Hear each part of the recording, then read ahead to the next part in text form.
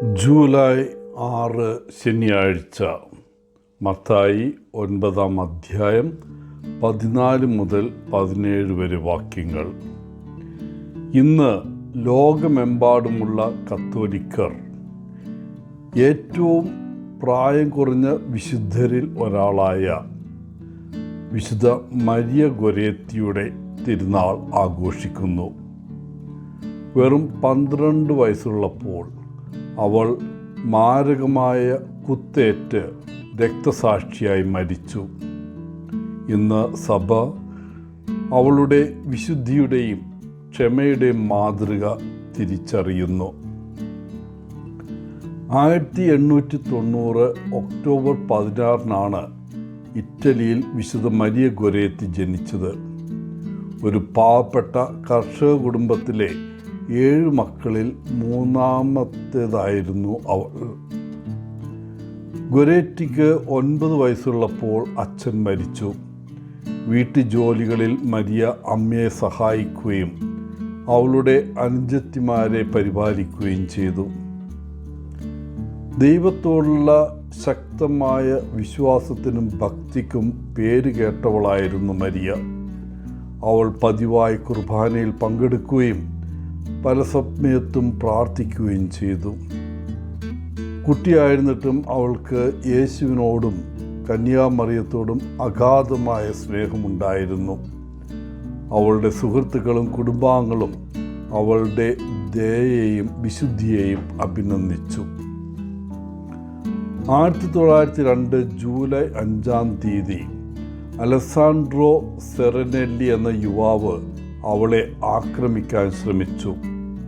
അവളുടെ പരിശുദ്ധി സംരക്ഷിക്കാൻ ആഗ്രഹിച്ച് മരിയ അതിനെ എതിർത്തു.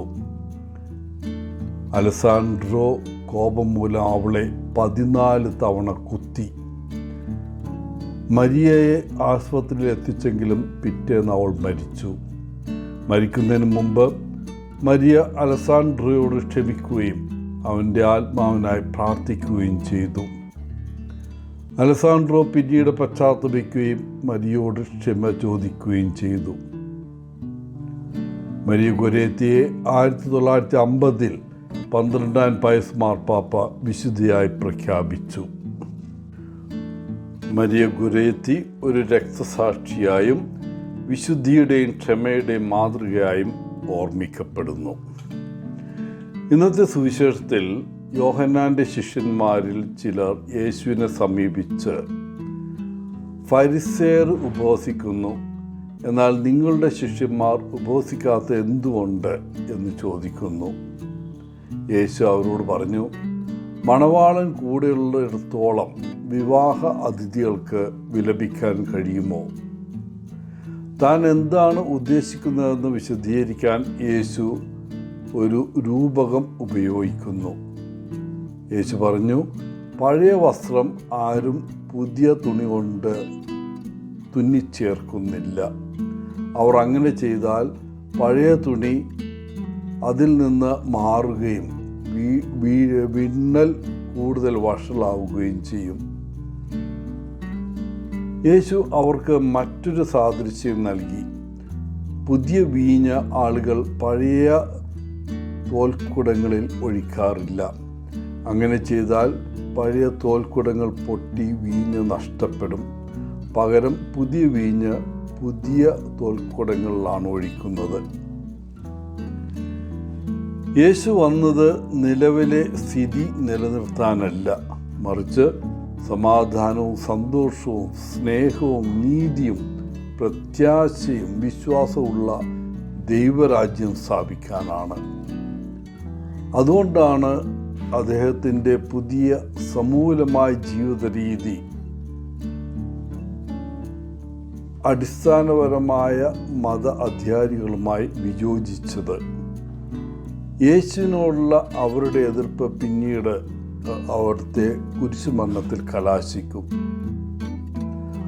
വാസ്തവത്തിൽ ഒരുവൻ യേശുവിനെ തൻ്റെ കർത്താവും രക്ഷകനുമായി അംഗീകരിക്കുന്ന നിമിഷം അവൻ ഒരു പുതിയ വ്യക്തിയായിത്തീരുന്നു.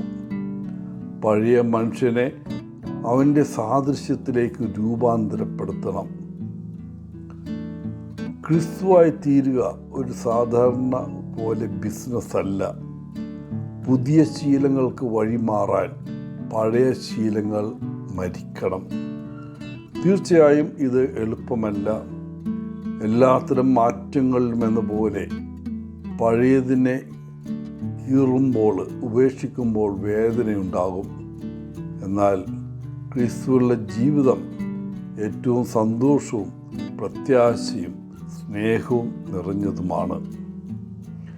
എല്ലാവർക്കും ഇന്നത്തെ തിരുനാളിൻ്റെ മംഗളങ്ങൾ ആശംസിച്ചുകൊണ്ട് ഒത്തിരി സ്നേഹത്തോടെ പോളച്ചൻ, CSSR ഫ്രം കേരള.